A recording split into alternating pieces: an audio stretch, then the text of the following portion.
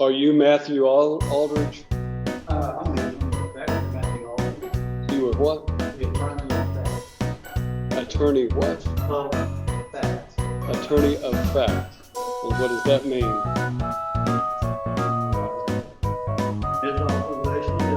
Are you a licensed attorney? No, I'm simply a attorney of fact. Okay. And does that mean you have a power of attorney? What is your name? What is your... All right, guys. Today's court session is absolutely wild. We've got Matthew Aldridge in the case, or at least that's what the paperwork says. But the guy at the podium is doing this whole I don't have a name routine. He's calling himself an attorney of fact, which, by the way, isn't even a real legal thing. These sovereign citizen types always try to claim the court has no authority over them. But here's the truth. Courts have jurisdiction over anyone in their territory. Period. The judge isn't buying a single word and shuts him down in the most savage way.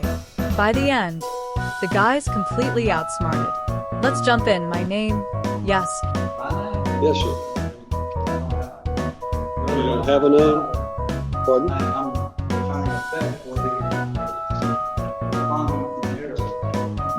Well, let me explain to you. Only an attorney at law can stand in court and represent a criminal defendant. And to do so otherwise violates the criminal law statutes of the state of Tennessee and could land someone who attempts to represent themselves as an attorney at law in serious trouble. I understand what you're saying. I understand you're saying an attorney in fact. And what I want you to understand is that if you have a power of attorney, then you need to demonstrate that power of attorney. Do you have a legal document called a power of attorney? Okay. Then you don't have any authority to act on behalf of Matthew Aldridge in this court. You have no legal authority, nor do you have any authority through a legal document to represent or to act on behalf of Matthew Aldridge.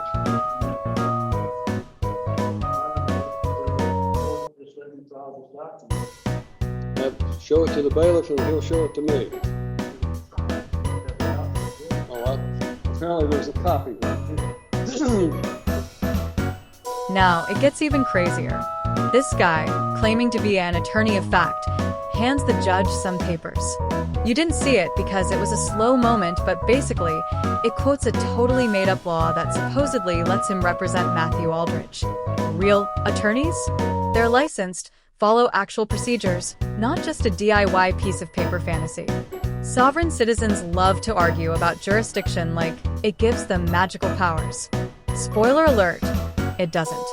Courts run on real, established laws, not imaginary ones. And the judge? Absolutely not here for this nonsense. Honestly though, are these sovereign citizen stunts getting more popular? Or am I just unlucky stumbling into all these bizarre cases? Let me know in the comments. All right. Well, I found that Matthew Neal Aldridge has failed to appear in personally in this court for the plea day on this case, which is set for trial tomorrow.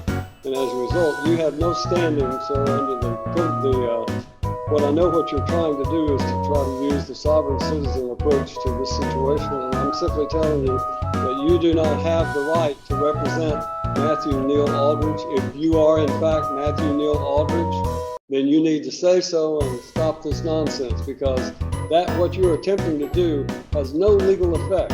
You cannot challenge the criminal law of the jurisdiction of this court by simply filing some legal mumbo jumbo having to do with civil litigation.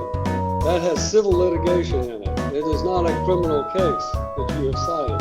So it has no effect on this court regarding the criminal statutes of this court. This court is empowered under the Constitution of the United States of America and the Constitution of the state of Tennessee and by the duly elected citizens of Cheatham County to empower and enforce the laws of the state of Tennessee.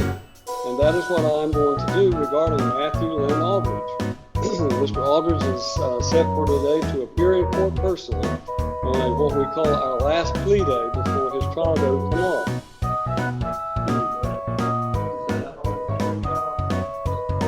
Do what? Will that be a public trial? A trial by jury? It would be a trial by jury, certainly it would be. But I don't know who you are.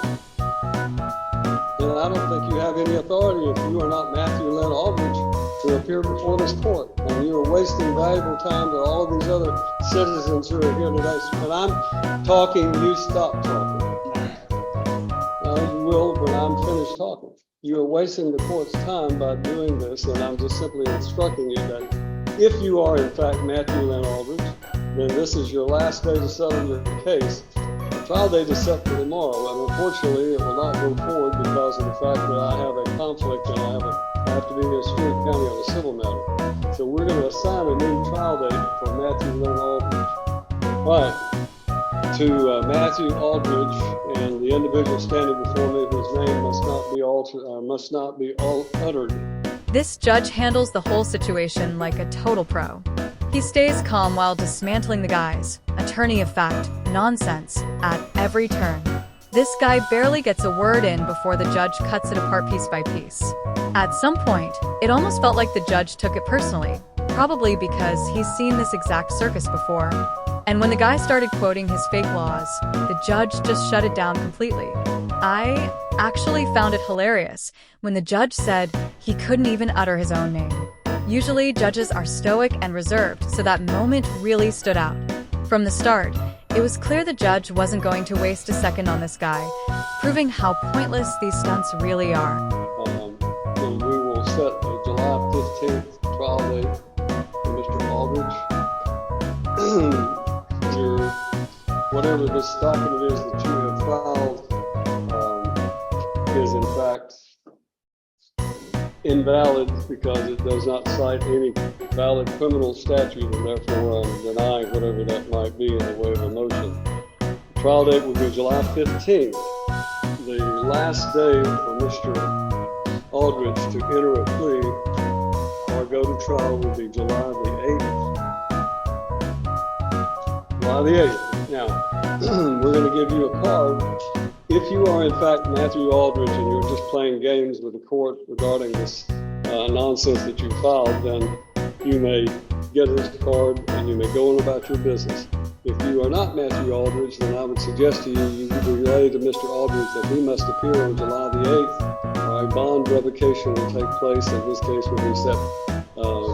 will take place with him in jail, incarcerated on the 15th. That's the judgment of the court. You need to take your piece of paper and go on about your business. Sovereign citizens are something else. These are people who genuinely believe they can opt out of the legal system by denying the government's authority. They'll throw around terms like common law or UCC, as if that makes them untouchable, completely misunderstanding how the law works. Courts operate under federal, state, and local laws that have existed for centuries and are backed by the Constitution. There's no loophole that lets someone just decide the rules don't apply. Yet these folks clog courtrooms with absurd arguments, wasting time and ending up with criminal records. Legally, the whole sovereign citizen defense collapses under jurisdiction laws. Courts have authority over anyone in their area.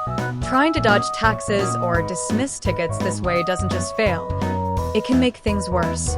Honestly, it's sad. They're not fighting the system. They're just embarrassing themselves. That wraps up today's breakdown. If you enjoyed it, like, subscribe, and drop your thoughts about sovereign